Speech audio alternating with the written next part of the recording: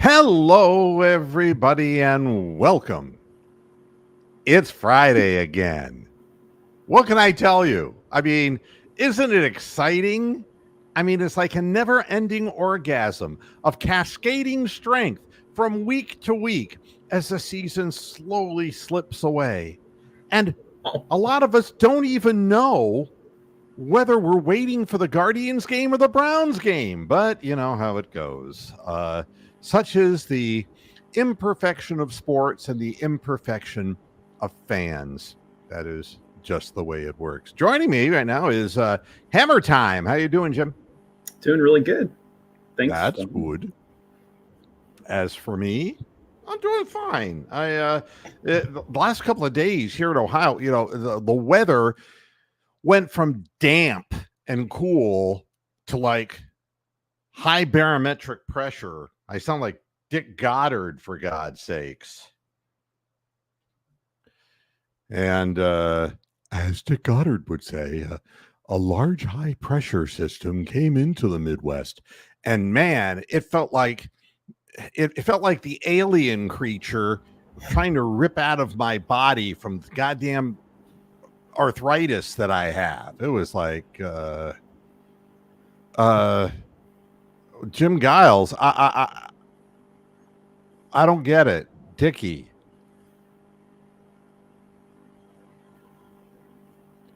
Do you understand the reference, Jim? It's a t-shirt. It's not a dickie. It's a t-shirt. Oh. I thought you were talking about me, baby. I had no idea what you were talking about. Yeah. Oh, he's talking about Dick Goddard.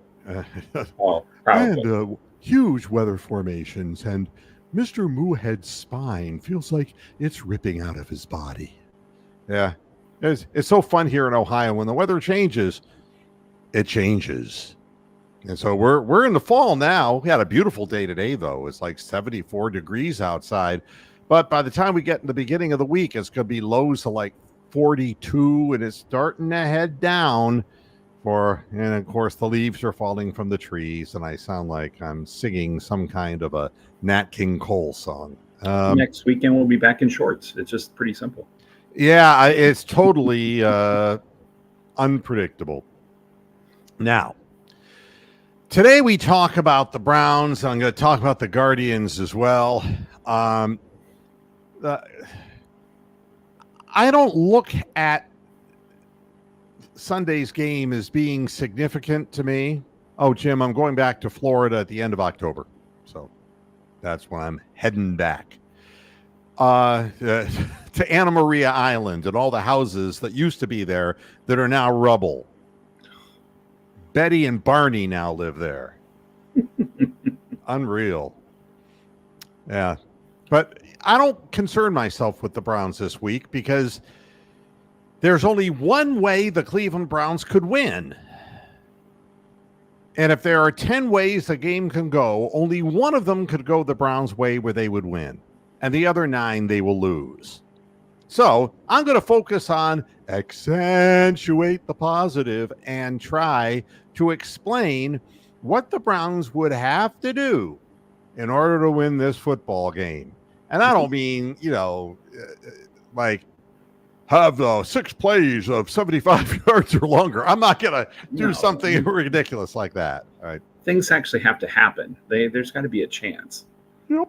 So this is kind of like the Avengers and Endgame, and there was really only one way of the 600 million ways that there were that Doctor Strange saw that they could win this thing. This is the way. This is the only way.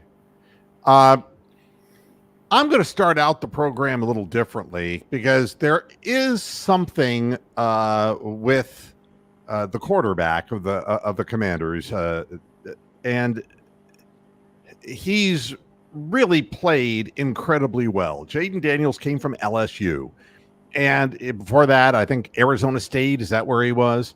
Yeah. But nobody has expected him, even though he was the number 2 pick in the draft, and he was the number 2 rated quarterback, and that's the funny part of it, behind Caleb Williams, who's having all kinds of trouble. And it's because Caleb Williams can't stand up because his offensive line is worse than ours. Right. And Jaden Daniels, I started to say, what is the story with this young man? And, what were the scouting reports on him coming into the NFL? So I went to a lot of the places online, like the Bleacher Report, and was taking a look at what are the positives, what are the negatives. And I wanted to focus on the fact that he's, of course, very athletic. He's got toughness in the pocket. He above average processing time, and a good ability to create because he's athletic. And the one thing he has is very good deep ball accuracy. Now, the negatives about this player are the same in every single draft assessment of him. That his frame might not hold up in the NFL. That hasn't been a problem because he's gotten extremely good protection. Think Kyler Murray kind of a situation, right? But he's 6'4" and 210 pounds. Right, he's a much bigger man. Yeah, but at 210 with 6'4", he's not maybe as beefy as some people would like him to be, and he tends, when he runs in the open field, to give it his all, which he likes to do. Yeah, and he just literally can, in college would just try to barrel through people, and you really can't do that repetitively in the NFL. The interesting thing is that he's completed 82% of his passes this year, but the word on him coming out of college was that he didn't have great velocity on the ball, although he had a great ability to throw the deep ball and drop it in the pocket. So, it's kind of confusing, but they all say the same thing. And sometimes they said he struggles throwing the ball into tight windows, and that he had inconsistent accuracy to short and intermediate areas, which has not at all been the case in his starting games in the NFL. That's, and I can read each of these to you, and it's like I'm reading the same thing. I'll again really go into weaknesses. His frame and reckless nature. He runs very tall, leading to taking big shots. He needs to learn to protect himself better. All right, that's one. He takes too many sacks and struggles to play with consistent anticipation in the passing game. We haven't seen the pressure on him yet, so we really don't know about this. Too often he waits for receivers to be open instead of anticipating it.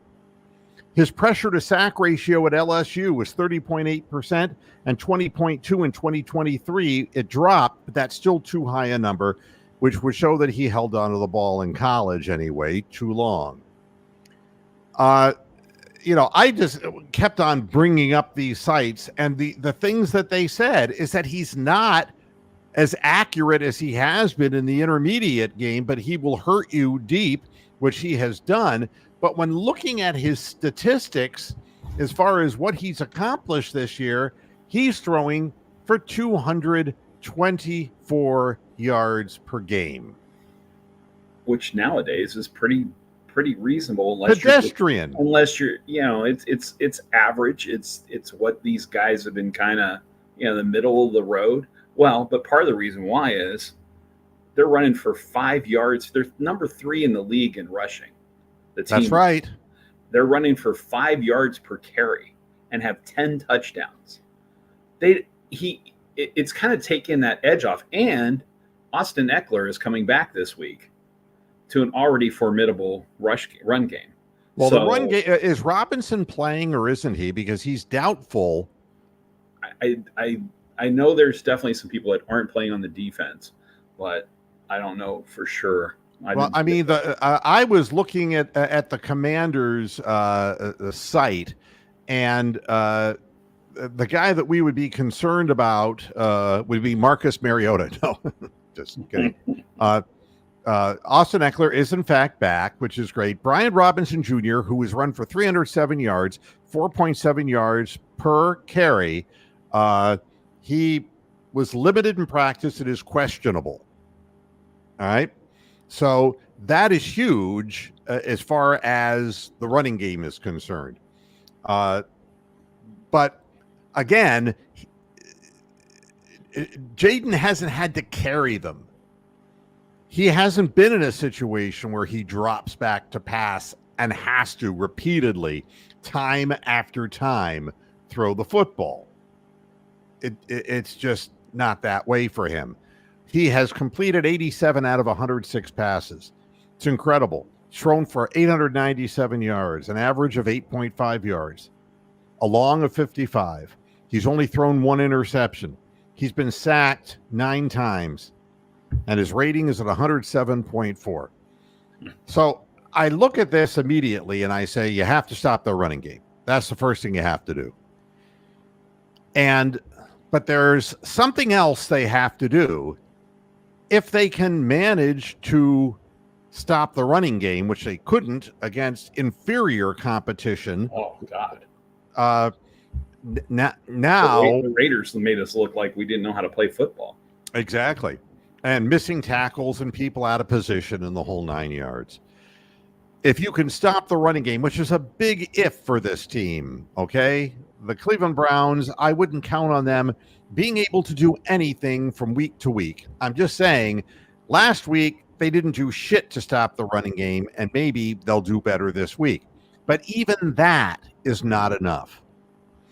The one thing that Jaden Daniels does not have, that's experience. And I don't care who the rookie is, you have to confuse him in order to get the better of him. Now, I'm watching a lot of clips of him, and a lot of these plays, receivers are open. McLaurin's a great receiver. He's got people out there pressuring the quarterback. I don't count on the Browns pressuring anybody. I mean, Alex Wright is gone for the season. We didn't even know about that until he put it up on his Instagram, for God's sakes. But he's done for the season. And Myles Garrett is clearly not himself. So, how are we going to put pressure on Daniels? And the best thing you can do, rather than play Jim Schwartz ball and just go all out and just, blitz from every angle, is to drop back men in coverage. So here's a little follow-up on Brian Robinson. Just a follow-up tweet from them. They said, Dan Quinn said that Brian Robinson is trending in the right direction, but they would take it all the way to game day. So he's just going to keep us guessing until he runs out on the field and the home crowd goes crazy. And here's to you, Brian Robinson. Yep. Yeah. So I see my signal of broadcast is a little bit on the weak side. So that means I'm having a little bit of a spectrum issue. So I'll have to reboot after the show. You know what is going to happen? What's going to happen? If I'm reading the stats right, neither team has an interception this year. That's entirely possible. Neither defense has intercepted a pass this year. Well, that'll end pretty quick. Just throw the ball to Amari Cooper and let him tip it up in the air. Yeah, I guess that was the one. So, but yeah, but their defense is not stellar by any way. Yeah, they've given up a bunch of touchdowns. They give up a bunch of yards. They're in the last 3 in both categories. So we'll have to see if that part can do it. But then when you think about it, that right now that Watson is leading the league in sacks with 19. Yep. I mean, that kind of goes to say, that shows you everything about why our offense isn't working. We can't throw the ball when the guy's getting planted. We can't throw the ball when the guy's getting hurried. We can't run the ball, so there's no reason to worry about that. So, 28th in passing, 31 in yards per attempt, and 26th in rushing. Ugh. Yeah, I mean, and I'm just giving you an overview of what it's going to take to win, to be in the game, and to have a chance to win. Now, that doesn't mean we're going to, But if you let them run the football, he'll continue completing 85% of his passes, and that'll be that. And you won't be anywhere near them because you can't score enough points to make that happen. Now, to confuse him, you've got to make him wonder whether he is in man situations, zone situations. You've got to move your safeties around. You've got to keep him guessing. Because if he is confused, he might throw into an occupied zone, which could lead to interceptions. I don't expect that Jaden Daniels has seen everything that he's going to see in the NFL. And I'm sure teams are picking up his tendencies on film. He threw an interception. I saw the one interception he threw, and it's exactly what happened. Is he threw a ball into a coverage that he was not supposed to because it was a disguised coverage. Kid's got a great aptitude, great athleticism. The only weakness is he just doesn't have experience. Now, we've seen quarterbacks who've looked great. And, I mentioned Kelly Holcomb laughingly until, the cover two went out there. And then he looked like Doink the Clown. I mean, there was bats are afraid. Huh? Curveball bats are afraid. Yeah. I mean, just he didn't have an idea how to handle that. But you have to stop the running game first, and then when he is in throwing situations, you've got to figure out confusing coverages. But here's the problem with that. The aptitude of the Cleveland defenders and offensive players seems to be limited. We seem to have hired a group of really stupid people because they're jumping off sides, they're lining up in the wrong place. I don't know if you saw the tight end. I mean, last week, one of the guys who was up from the practice squad of the two tight ends that were from the practice squad lined up on the wrong fucking side on the play. And after the play, Watson had his arms out going, "There, the other fucking way." It's like, do you remember that we practiced this? That's just aptitude, folks. And if you have players who are low aptitude players, they're going to be in the wrong place. So that's why I say there's a 1 in 10 chance that the Browns will have a chance to win this football game. And the only way they can do it is by executing a strategy. And that seems to be almost impossible this year. For whatever reason, they're just not in the right place at the right time. And we have over pursuit as well. That seems to be another thing. We'll over pursue on the outside and get lost in that cutback lanes. It's just that's discipline, and that's what the coach is telling him to do. This is the problem with Jim Schwartz's defense. We know that is that he's kind of a wild man, and it's over aggression.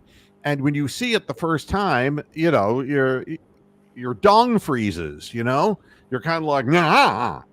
But after that, yeah. Once you know it's coming, you play against that. You know what it's like? It was, God, I'm going to become a boxing historian again. It was like when my friend Ray Boom Boom Mancini, great guy, Youngstown guy, fought Livingstone Bramble. Now there's a name from the past. That was a great rivalry there. Yeah, he became Ross-I Bramble later in his career. And the thing about Mancini was pressure. Now, when Ray got knocked out by the great Alexis Arguello, it was because Ray was very young and Arguello was very great, okay? And just knowledgeable as heck. Yeah, I mean, just composed and knew how to throw punches sparingly, but made them count, and he studied his opponent. And Ray was young and aggressive, and he got himself taken out.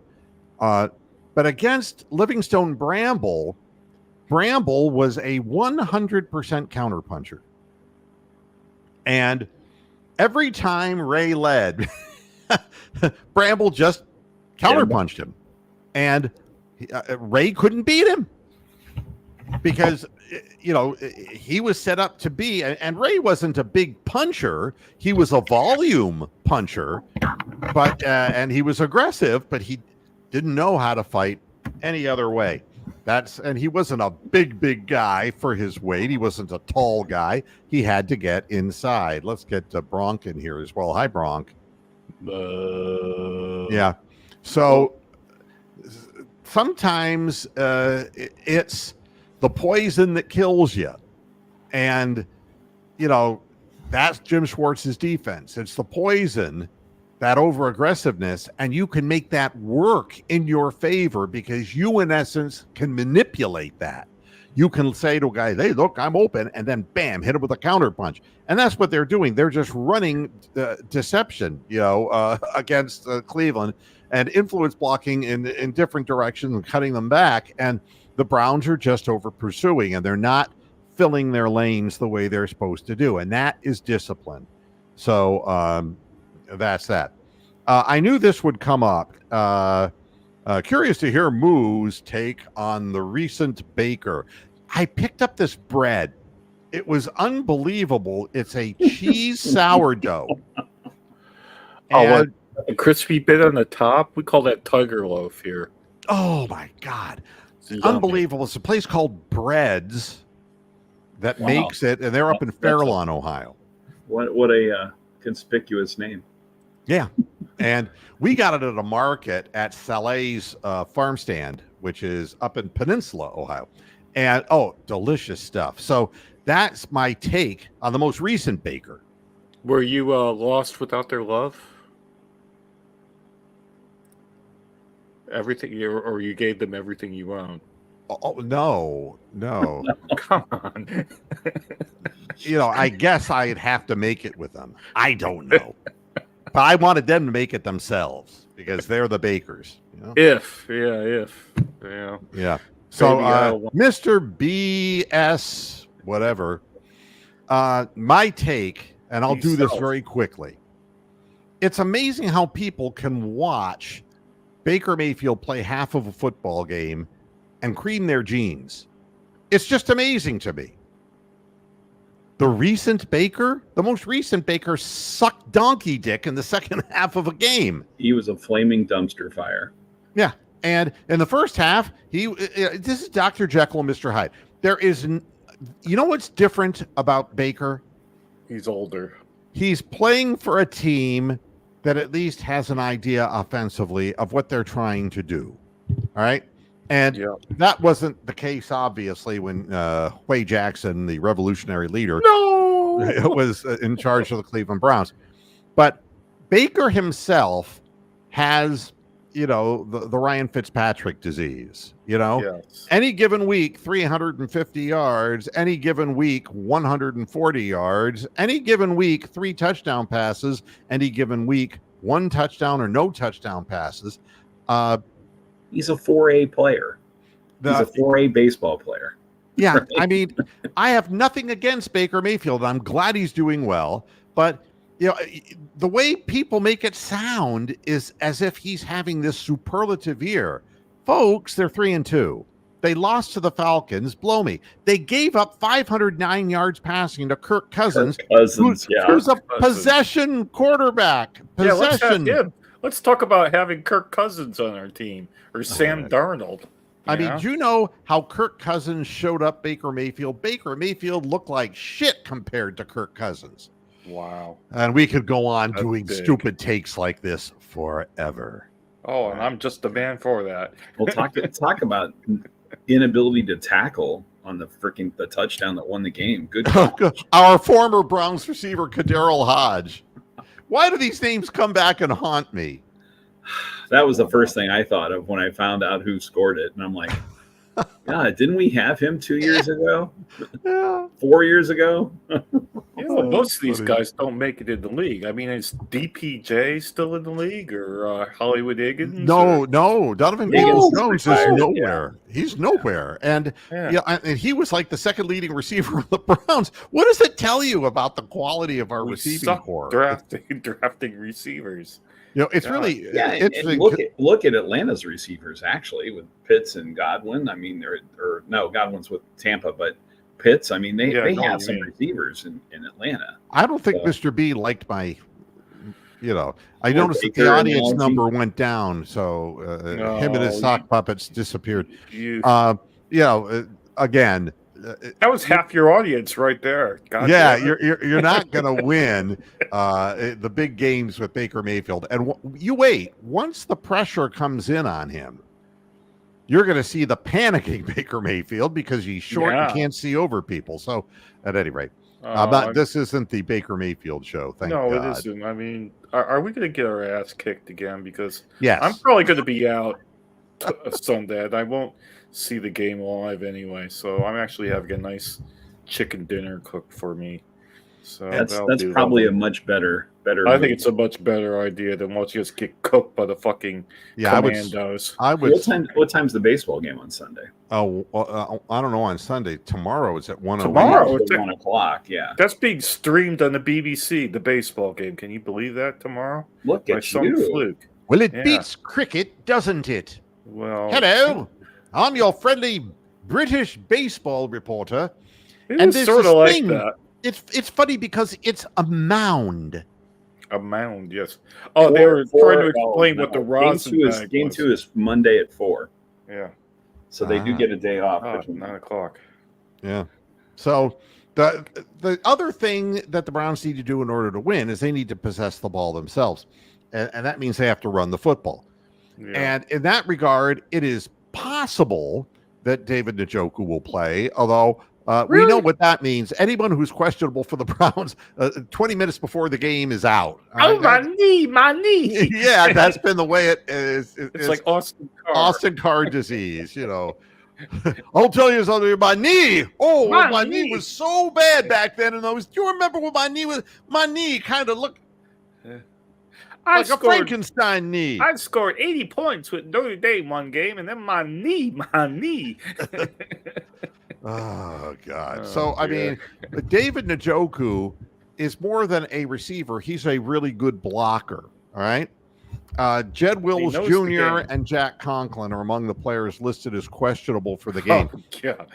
Can we just stop this lying and just say they're not playing? Can we just be honest? I only report the news, be truthful. It's like the guy that cheats on his wife. Oh, he'll be back. Yeah, he'll be back. Yeah, he'll be back. Stefanskis who adore you. Oh, sorry. I'm just singing to Rick May for no reason. James Hunton III, shoulder, he's out. Woo! That increases our chances of winning. No. He's my favorite offensive lineman, goddammit. He's the Chico Simone of offensive linemen. He has a neck injury from going like that when his hand goes around him. That may be the best quote all year. What? The neck injury from watching guys. Yeah, that's what he does. He's like, oh, my neck. Oh, goodness gracious. The fan boards over for the Commanders are talking about this is a trap game for them now. They just think they know that I mean we do have a pretty good defense as far as pass defense. Other than the fact that we can't tackle, we don't give up a lot of touchdowns. We've only got up 3 passing touchdowns all year, considering, we've been in games, but so that's something. But, it's going to come down to stopping the run. But they seem to think this is a potential trap game. I'm like, just the way we've been talking about it, it almost seems like they've already packed this season in, Well, I think they basically have. And there is no reason to believe that the team is going to come out of this funk because I don't think their players, I think they've gotten old and they're really not that good. So like us. I can tell you strategically what the team might need to do, but being able to absolutely execute these things, no. I think they should all be executed. And in favor of it. Thank you, John McKay. Here's the other thing. There is always the chance that the Commanders come down to earth.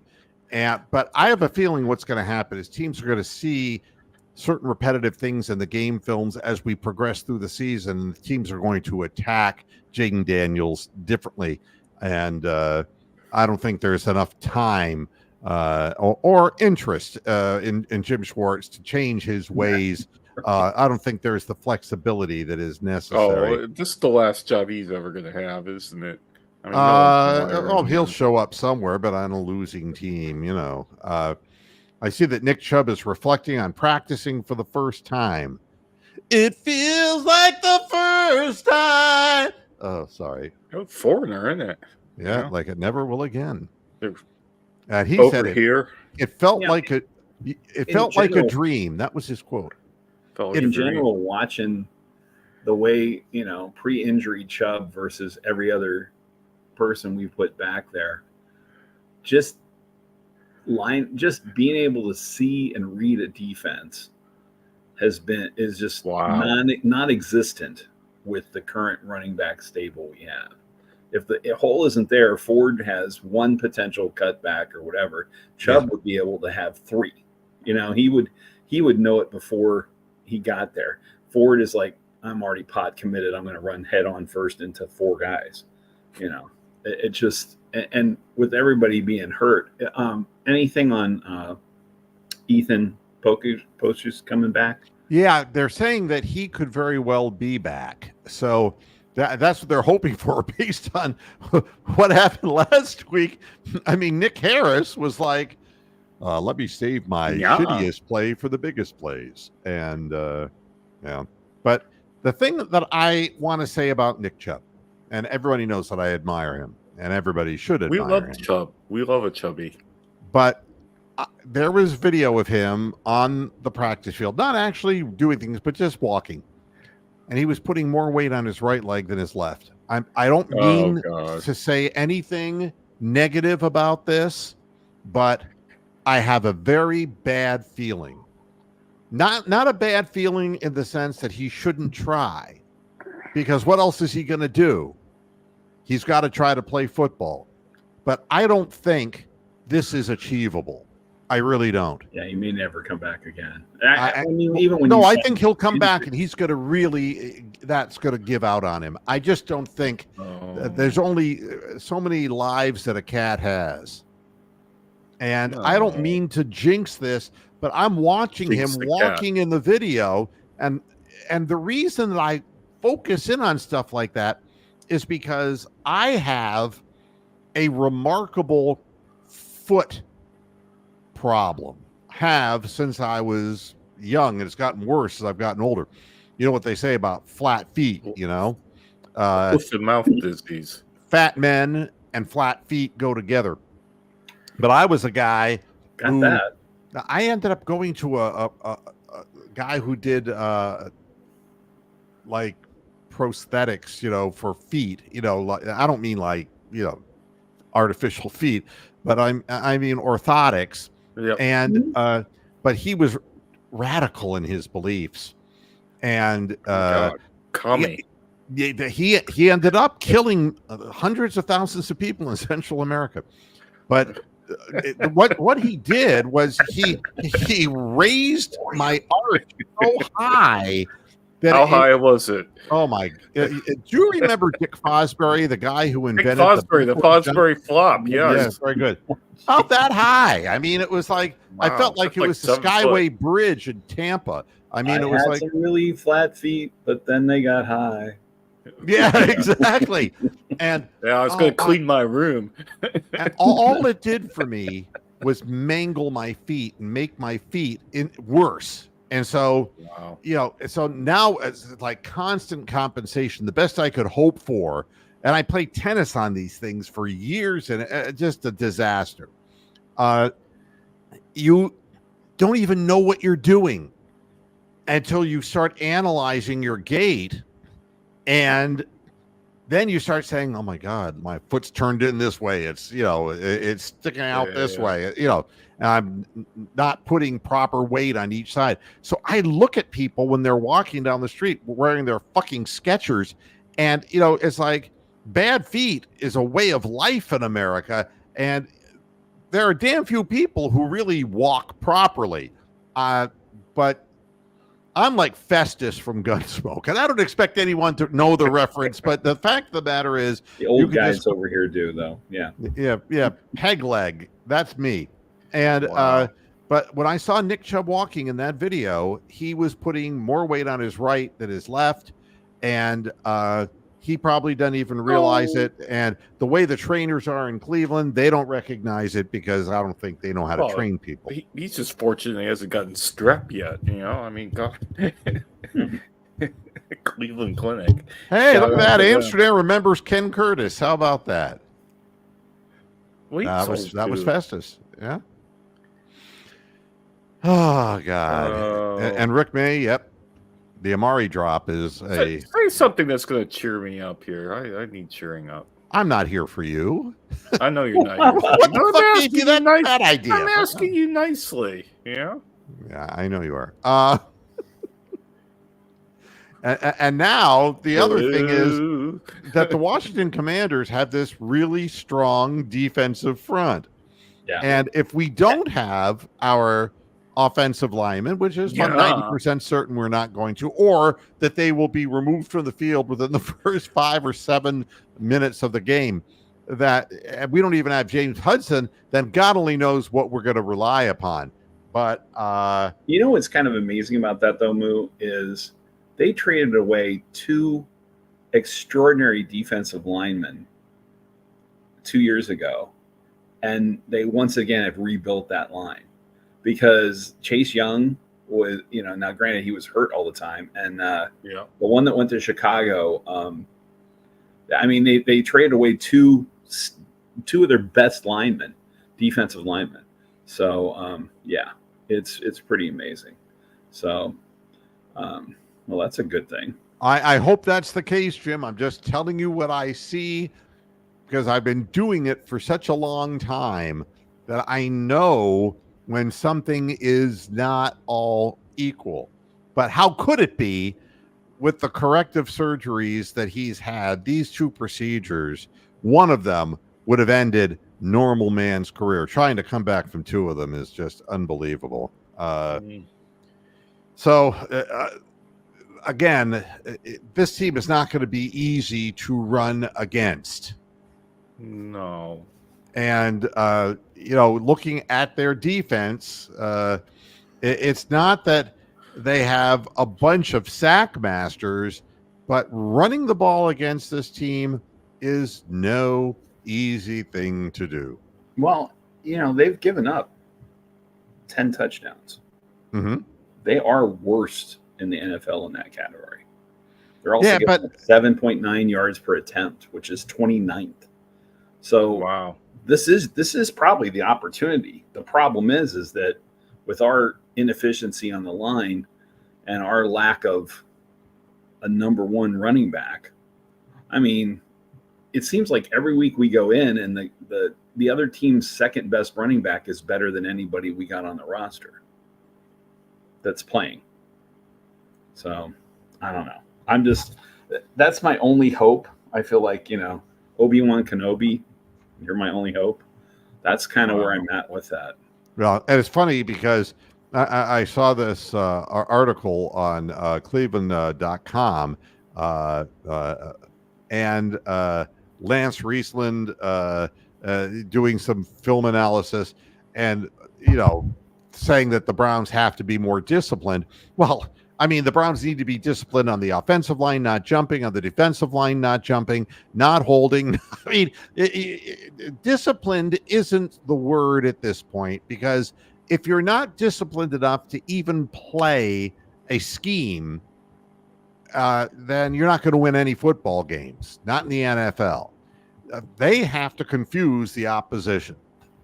I mean, I don't think that they can continue to run the defensive schemes that they're running, because if they try to blitz this guy, he's very young, very athletic, and his greatest strength, according to everybody who analyzed him in college, is his ability to throw the deep ball. And what happens?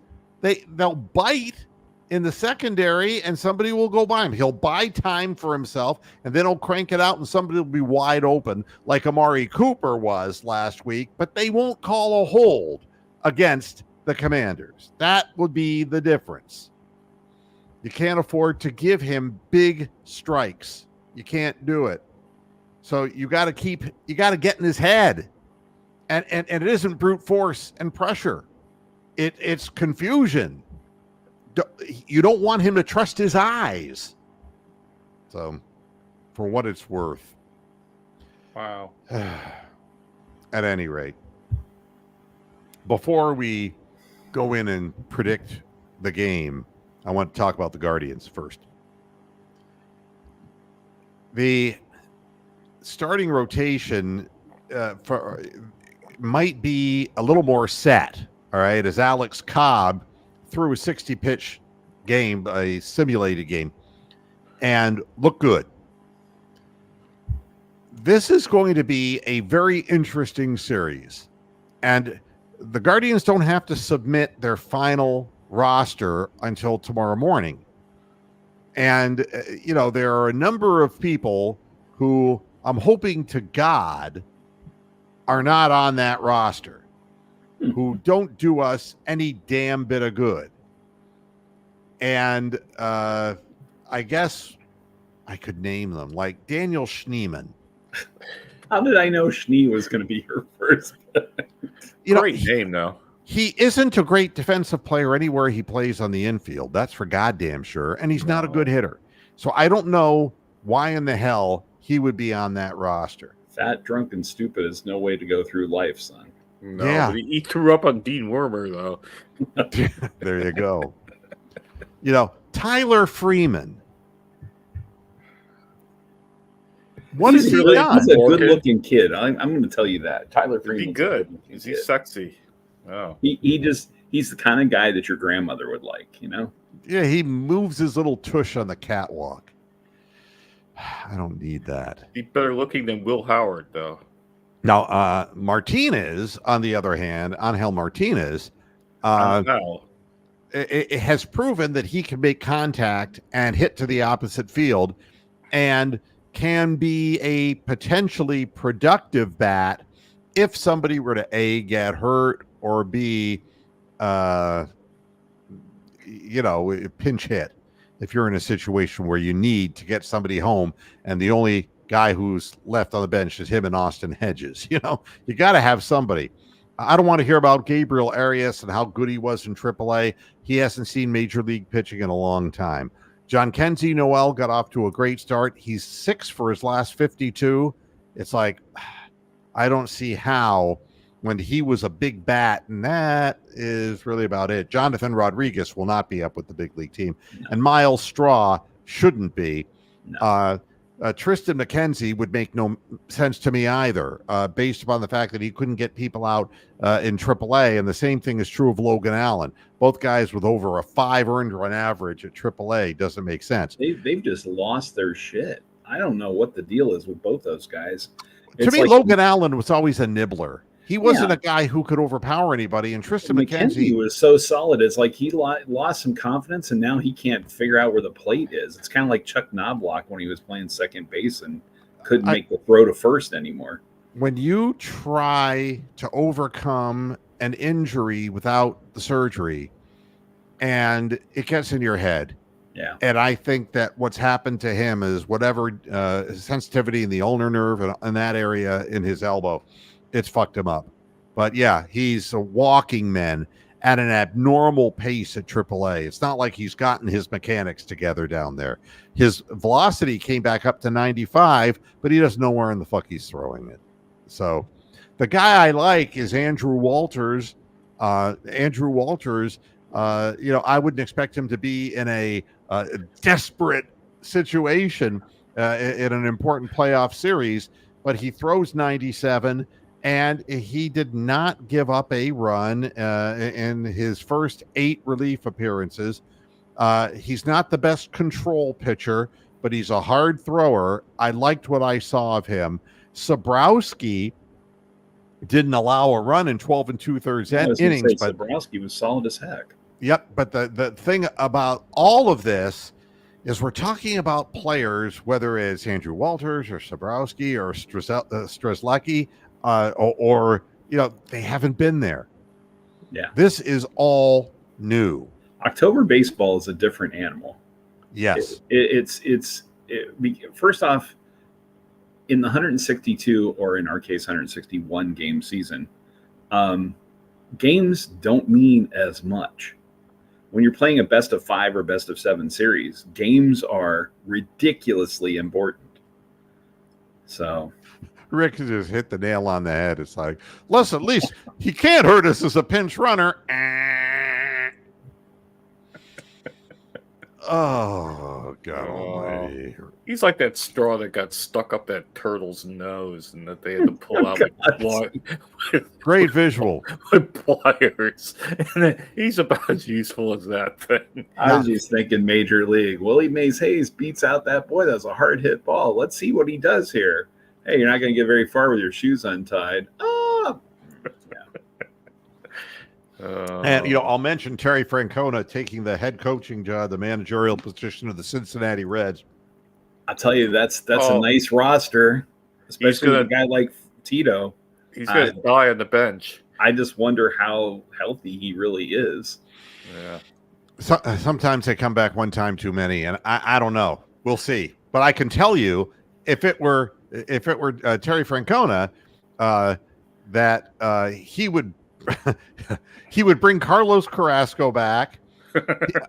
No, I'm just telling you what he would do. He would bring Logan Allen back.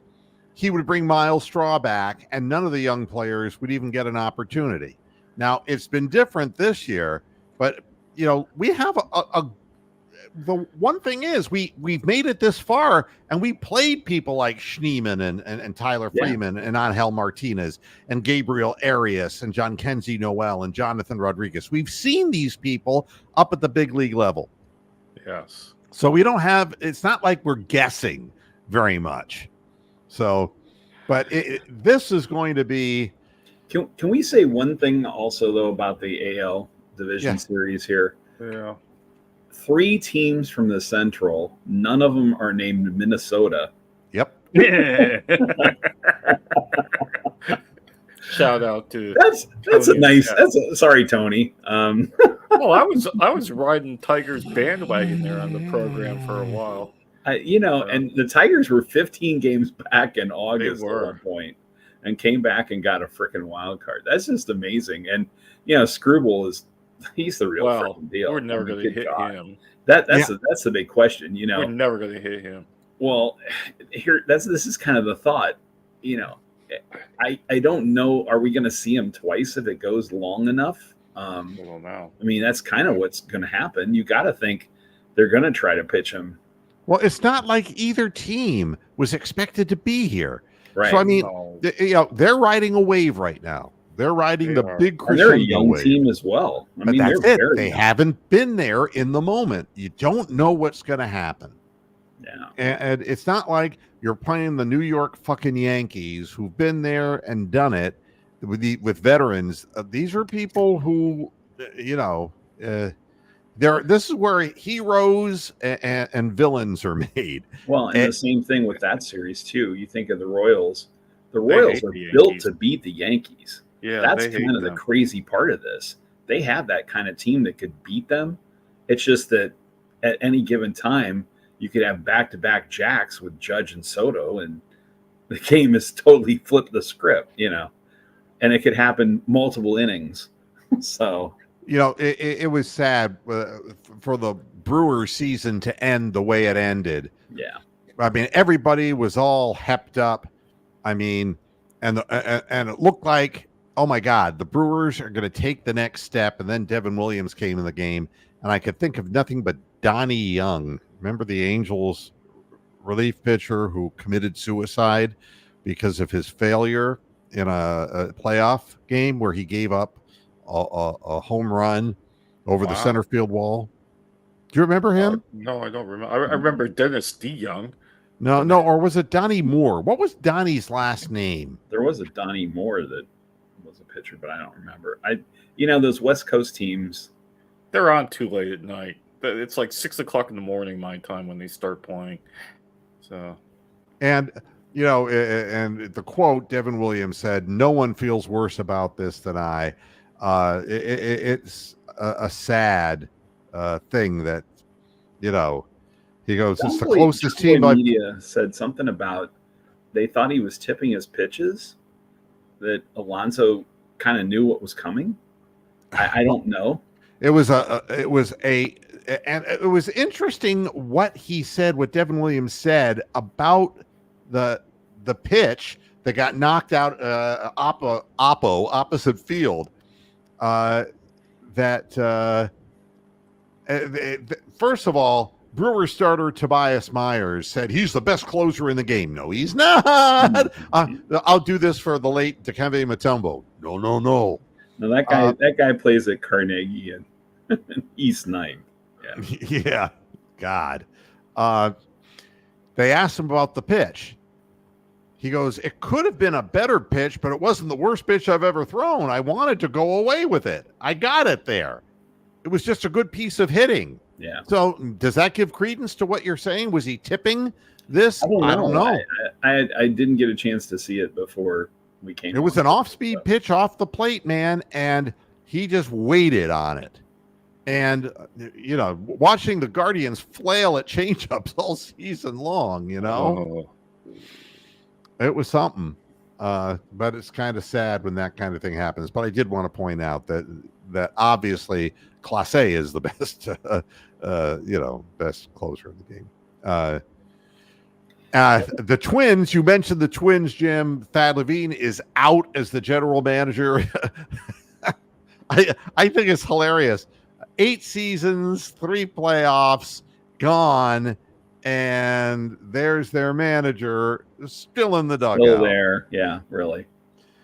Well, oh my! That was the best part about Jimenez. Jimenez walking around going, "Thank you for having him pitch to him when he freaking knocked that ball." I was just like, "How great was that?" That was just so classic.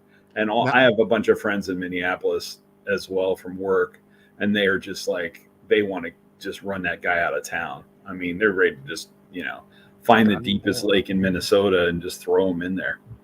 Another guy who didn't commit suicide but never forgot a moment in the sports career was Jackie Smith, the tight end who was a great tight end. Oh God, he dropped the 60s. Well, he was old and he went to Dallas at the end of his career. He was a St. Louis Cardinal, and he went to and yes, I am saying the St. Louis Cardinal. He was wide open in the end zone on an important play, and ball hit him in the stomach. I mean, it was just truly Cedric Tillman-esque. I mean, it was bad. The guy's a rookie and he already is Cedric Tillman-esque. That's saying that you have to be a certain kind of bad. You got to be a certain kind of bad to already be getting that kind of a rep as a rookie. Now, if the Baker Bros, I'm going to give you a tip. The Colts are unsure about Anthony Richardson playing, so you might get to watch Joe Flacco play. If you're not watching the Browns game, you can watch that one. That'll be great for you. I aim to please. The Browns are being chosen to lose by every source on the internet. They're going to win then, because that's what happens. No, but it's unanimous. Unanimous. You can't find a site that isn't picking the Commanders. I am picking the Commanders to win 30 to. Oh, it's going to be bad, folks. 30. I'm going to do my Robert De Niro face. The longer you look at it, the more you want to throw up. 17. I'll be kind. Wow. Because I'm right in that same boat. I was 31-16 Commanders with D-Hop getting 3 field goals. But if they get close enough, yeah. But the other part of that is that if they stay close, then they'll kick them. If they don't, then they'll just be going for it and throwing interceptions and getting sacked and stuff. So I would so much like to see us not get sacked on every fourth play. But you know what's amazing?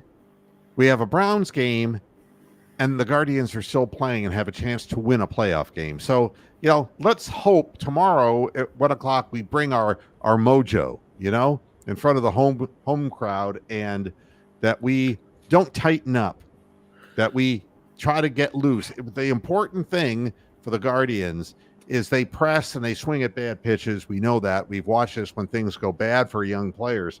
If we can somehow get out of the box really well and relax, we really have a chance. And because the Tigers are not the greatest team in baseball, we can beat these fellas. Well, I have a question. Are we really going to have a home field advantage, or are we going to sell half the seats in the stadiums to the Tiger fans? Well, you know, M&M going to be there, and Stephen Vogt, what he did was he was pumping in noise into simulated games because they're expecting it to be, and that's the way it is for the Guardians. They will show up for the playoffs, and then the stadium's empty during the season. We've seen this for years. Yeah, well, I'm just hoping everybody doesn't sell their seats to Tiger fans, but anyway, we'll see. Yeah, I mean, that part of it, that is interesting. Let me get a quick look here on Game Time app and see what tickets are going for. Yeah, have a look. Be a little intrigued too. Yeah, Bill Murray will show up there with his Detroit ain't far away. Yeah. No, that's an easy drive. Good gosh, I mean, Yeah. So let's see, Cleveland and sports. So what's the weather like? The cheapest ticket right now is $138. Is that pretty good for a playoff game? Yeah, probably is, because that's the best value is lower box 193. Oh yeah, lower box. Yeah, you want to be in the lower bowl. That's not a bad deal. And then upper is like the best deal is 144. There's tickets though that are going all over the place. Joe, in the old stadium, you remember Municipal Stadium?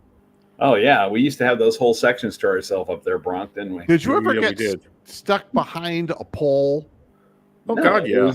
Only the only day that we had that issue was opening day. Exactly. Unless you go into a football game, because there was never anybody in most of those sections. Right, but I did. There was this guy, and his last name was Jazuski.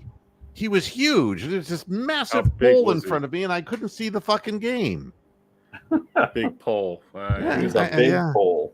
He's probably from Parma, and he was doing the Parma pole. There you go. So lower bowl, it's looking like for a pair of tickets, $277 each, $422 right behind the home dugout. This is so nothing compared to football. Yeah, it's reasonable. There's some pretty good seats. If you want to go out in the bleachers, it's about $165. It's enough 150s, 160s.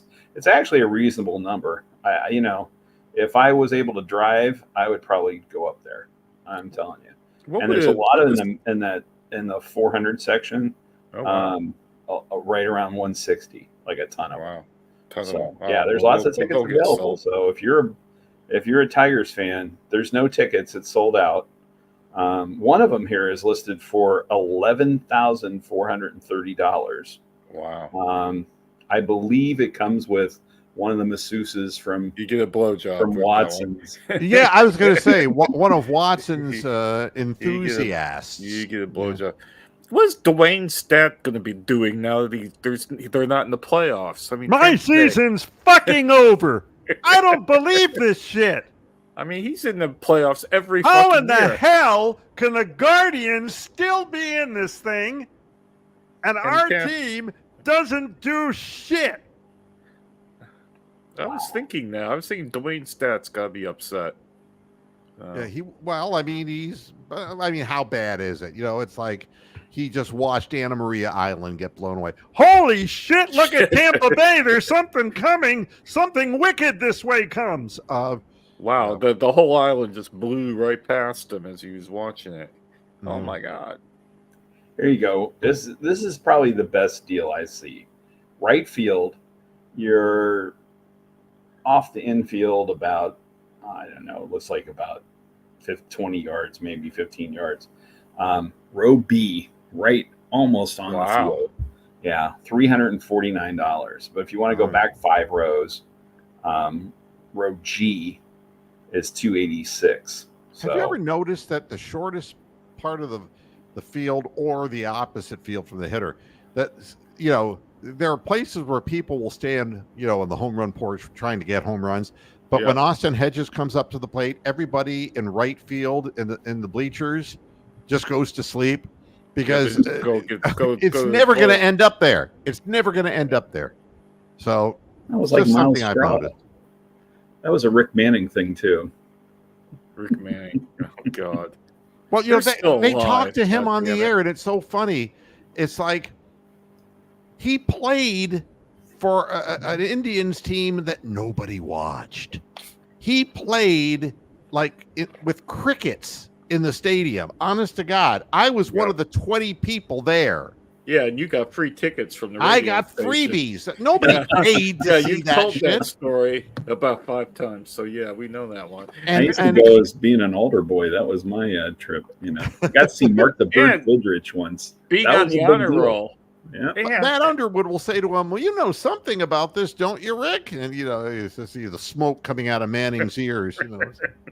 I don't want to relive that shit. I want Fritz Peterson's wife. Give me something. Oh God. Oh, the Hammer! You might remember I won tickets to a game via WLVQ QFM, and me and the Bear went up to the stadium on this bus. And the game was fucking rained out. I did that. I didn't drive all the way back. I had the same thing. I got to go on a bus up there. It was from the sports station, now WBNS. Went up on a bus. It was awesome. Had a great time. The Indians won. And actually, I'm walking back, heading towards the bus, and my cousin from Youngstown calls me out. I'm like, wow. What the hell? Oh, those were good days. It'll be nice to see a full stadium and the team getting cheered on, and maybe that'll get them over the nerves if they can get something done early. And I'm saying that the Guardians will win the first game of this series, and it will be 4-3. Wow, that's what. Now Tanner Bybee's pitching. The one thing is, and Scrubble, is he the one who's pitching for them? I have to look up the match. I would think. I would assume. I mean, he's been unhittable, and Bybee's had some good starts, but he's also had a couple of bow wows toward the back end of the season. But I'm still going with 4-3 Guardians in game 1, so I can pick one Cleveland team to win. Did I give my No, they said they have Holton. Holton, left-hander, 7-2, 2.19 ERA. Oh, fucking. Nice. So what were you whining about before I get out of here, Bronk? What was I whining about? I hadn't picked the Commanders game yet. Oh, well, go right ahead. Do you want to hear my scenario for this one? Oh, boy. This will be really good. I can't wait. We're going to jump out to a 10-0 lead due to some weird strip sack fumble play that we're going to get a fumble, and then we're going to suck it up, and then it's going to go 13-13 into overtime. And then we're going to lose when James Prochet fumbles the ball and they fall on it in the end zone. 19-13. Fetish for James Prochet. You just like to say that last name. Prochet. That's the Chico Simone of the Cleveland Browns, along with Hudson III. So, yeah, we're going to lose on a fumble in the end zone in overtime to the Commanders, 19-13. Now, it's interesting when people say certain things. You don't really mean this. First of all, if the Guardians don't hit, it's going to be a short series, not a long series. Never mind. It's so amazing, or the 7-6 Guardians won the series against these guys. So obviously, this is a matchup. Flip a coin. It's going to be a good matchup. The thing that's so much fun is just watching this team play. I mean, it's been a great season. They really do the extra stuff. They take the extra base. I was watching the freaking Mets, and earlier in that game, somebody hit a ball down the first baseline, and if there was a Guardians player playing, they would have been hustling down that line, even though there was no chance for them to get there. And this guy ran down. He didn't even freaking hardly leave the box. I was like, I don't know if he got hurt or whatever. I'm just like, Mets is an acronym for my entire team sucks, right? But I've never heard that one. It was horrible to watch, especially when you get to watch our team. When we get to see guys that hustle and Wow. the on-field leader with Jose, it's just over under is that for Amsterdam, is that total runs or is that just I think it's total runs. yeah That's what I'm saying. We get the fourth run, we win, baby. Oh yeah, because we're gonna shut that thing down. So what's the weather like up there? Oh, today's beautiful. It's 74 glorious, degrees, huh? and it's supposed to tomorrow. Indian summer, Yeah, I want to say that tomorrow. I'll look this Literally. or is real it Guardian summer? I'll look this up real quick for you, Bronk. Can you say 69 Indian and summer? 61, sunny. Wow, Yeah. 69 for a high tomorrow. it's a beautiful day for baseball. And what I'm seeing, up by the lake, it'll be a couple degrees cooler. So yes, in the high 60s. Very nice. And but then it's going to drop down, man. On Monday, by the time the game I don't know what time on Monday the game's going to get played. 50s, probably. Yeah. I mean, it's going to go down to shadows. 43 degrees, man. Oh wow, they could get midges like they did with Java Chamberlain. Oh, and it's going to be like that for the rest of the month, basically. Good. My God, it's going to be cold at night. So that's going to, it's going to become a pitching a duel is what it's going to become. So, yeah, it'll be fun. All right. James Prochet. He's going to fuck it up again. All right. Well, I got to get out of here because I've got a fucking life to live. But hey, it's not that I wish anything bad on the Browns. I think that there is a way they could win. It's just a 10% chance. I just don't see that it's a likelihood. But for the Guardians, I think there's a better chance for the Guardians to win game one than there is the Browns to win on Sunday. Well, the Browns seem to win when everybody thinks they're going to lose. So, it is what it is. It is. All right. Hammer Time, thanks for jumping in. And Bronk, thanks for jumping in. Thanks, everybody, for tuning in. And I'm going to be back for the halftime and post-game shows on Sunday. Whether you like it or not, you're going to be back. I mean, I'm in it, not to win it. I'm just in it. Either it's kind of like playing in a or pile of shit. I'm in it. Either celebrating or giving therapy. One of the two. Yeah. All right, everybody. Thanks a lot for tuning in, and we will see you on Sunday. Until then, hasta la vista, Pastor Heads. Go Browns and go Guardians. Bye-bye.